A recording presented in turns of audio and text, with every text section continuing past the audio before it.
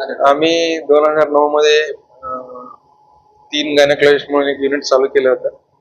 ती बिल्डिंग बाजूला आहे, शिवाजीनगरला होती पहिले, नंतर ती 2016ला आम्ही बाजूला आलो.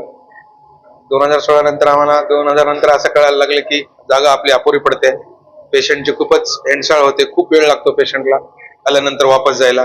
दुरून दुरून पेशंट येतात, सकाळी आल्यानंतर त्यांचा संध्याकाळी नंबर लागतो, कारण जागा खूप कमी पडत होती. त्यामुळे आम्ही या बिल्डिंगची स्थापना केली, जेणेकरून पेशंटला स्पेस भेटेल आणि पेशंटला वेटिंग पिरियड कमी लागेल.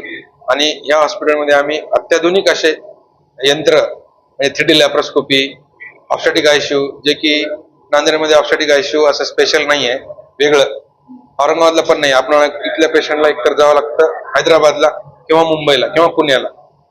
आपण ती फॅसिलिटी इथं दिलेली आहे. आमच्या हॉस्पिटलमध्ये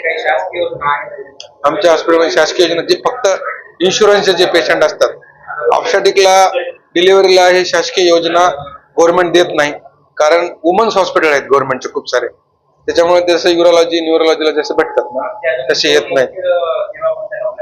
3D लॅप्रोस्कोपी म्हणून आहे, त्याच्याने पेशंटचा आपलं सर्जरीचं प्रिसिजन खूप जास्त वाढतं.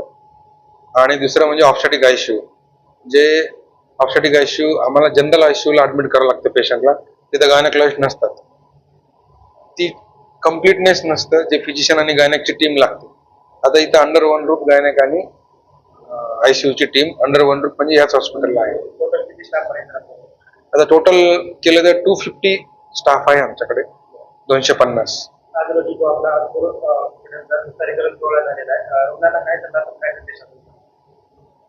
रुग्णांसाठी जे काही आम्ही विस्तारीकरण केलेलं आहे ते फक्त रुग्ण सेंटर पॉइंट ठेवूनच केलेलं आहे.